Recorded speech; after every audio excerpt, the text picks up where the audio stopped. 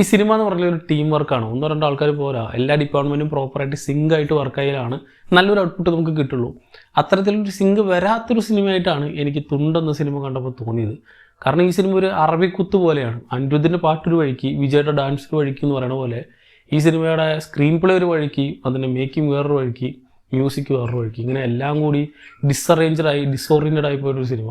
ഇതിൽ എഡിറ്റർ മാത്രം കുറ്റം പറഞ്ഞിട്ട് കാര്യമില്ല, അതിലൊരു പ്രോപ്പർ സ്ക്രീൻ പ്ലേ ഇല്ല, ഒരു പർട്ടിക്കുലർ മോട്ടീവ് ഇല്ല, ഒരു പർട്ടിക്കുലർ സ്റ്റോറി ലൈൻ ഇല്ല. എന്തിനാണ് ഈ സിനിമ കാണിക്കുന്നത് എന്ന് സിനിമ കാണിക്കുന്നവർക്ക് പോലും അറിയില്ല എന്ന രീതിയിലാണ് ഈ പടം മുഴുവൻ കിടക്കുന്നത്. ഒരു തുണ്ട് പേപ്പർ വെച്ച് പരീക്ഷ പാസ്സാവുന്നത് എന്നാണ് ഈ സിനിമയുടെ തീമെങ്കിലും അത് ഒരു 10 മിനിറ്റ് സിനിമയിൽ കാണിക്കുന്നുള്ളൂ. ബാക്കി 2 മണിക്കൂറുള്ള സിനിമയിൽ ബാക്കി 1.25 മണിക്കൂറും എന്തൊക്കെയോ കാണിച്ച് സിനിമ അവസാനിപ്പിക്കുകയാണ്. സോ അവിടെ ഇവിടെയൊക്കെ ആയിട്ട് ഒരു പോലീസുകാരൻ്റെ ലൈഫിൽ നടക്കുന്ന കുറേ ഇവൻറ്റ്സിനെ, അത് ഏത് ജോണറാണ് ഈ സിനിമ എടുത്തിരിക്കുന്നത് പോലും എനിക്ക് മനസ്സിലാവുന്നില്ല. ഇതൊരു ഡ്രാമയാണോ, കോമഡിയാണോ, ബ്ലാക്ക് കോമഡി ആണോ, ഒരു പർട്ടിക്കുലർ ജോണർ പോലും ഇവർക്ക് ഡിഫൈൻ ചെയ്ത് സ്പെസിഫിക് ആയിട്ട് പറയാൻ പറ്റുന്നില്ല എന്ന രീതിയിലാണ് ഇത് അറേഞ്ച് ചെയ്ത് വെച്ചിട്ടുള്ളത്. സോ എന്തൊക്കെയോ കാണിച്ച് നിർത്തുക എന്ന് പറയില്ല, ആ സെറ്റപ്പ് അത് ഒന്നും തന്നെ നമുക്ക് കണക്റ്റ് ആവില്ല. ഒരു കോമഡി ട്രാക്കിൽ പോകുന്ന സിനിമ എന്നാൽ കോമഡി നിന്ന് വർക്കൗട്ട് ആവുന്നുണ്ട്, അതുമില്ല. അങ്ങനെ ഇരിക്കുന്ന സമയത്ത് പെട്ടെന്ന് ഇമോഷണൽ ട്രാക്കിലേക്ക് കയറും. So it will not connect, ഒരു തരത്തിൽ നമുക്ക് കണക്റ്റ് ആവാത്ത രീതിയിൽ. അതും സബ്പ്ലോട്ടുകളുടെ കൂമ്പാരാണ്. ഒരു മെയിൻ പ്ലോട്ടേ എന്താണെന്ന് മനസ്സിലാവാതിരിക്കുന്ന സമയത്ത് വെറുതെ കുറേ സബ്പ്ലോട്ടുകളൊക്കെ അവിടെ ഇവിടെ കൊണ്ട് വെച്ച്, അതും ഒരു ഡെഡ് എൻഡിൽ കൊണ്ടുവച്ച് അതൊക്കെ എന്തായെന്ന് അറിയാതെ അങ്ങനെ മൊത്തത്തിൽ ഡിസറേഞ്ച്ഡായി. പക്ഷേ ഇതിൽ മേക്കിംഗ് കുറച്ചധികം കഷ്ടപ്പെട്ടിട്ടുണ്ടെന്ന് പറയാം. കാരണം അവർ ഈ തുണ്ട് വയ്ക്കുന്ന സീനുകളും ബാക്കിയുള്ളതൊക്കെ ഒരുമാതിരി ഒരു തല്ലുമല വൈബിലൊക്കെ ഇത് എടുക്കാൻ നോക്കിയിട്ടുണ്ട്. പക്ഷേ ഇത് എല്ലാവരുടെയും കൂടി സിങ്കായിട്ട് വന്നാൽ മാത്രമേ ഇത് വരുള്ളൂ.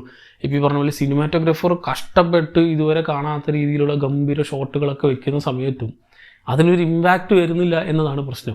അതിന് പറ്റിയ ആപ്റ്റായിട്ടുള്ള ബാക്ക്ഗ്രൗണ്ട് മ്യൂസിക് ആണെങ്കിലും പല സമയത്തും ഞാനിപ്പോൾ അറബിക്കുത്ത് തന്നെ സാധനം, പല സമയത്തും ബാക്ക്ഗ്രൗണ്ട് മ്യൂസിക് വേറെ രീതിയിലും കാണിക്കുന്ന സ്ക്രീൻ വേറെ രീതിയിലുമാണ്. ഈ സിനിമയായിട്ട് യാതൊരു ബന്ധമില്ലാത്ത, അല്ലെങ്കിൽ വേറെ ഏതൊരു മാസ് സിനിമയ്ക്ക് വേണ്ട സിങ്കിങ് ആണ് ഇതിൽ കൊടുത്തിട്ടുള്ളത്.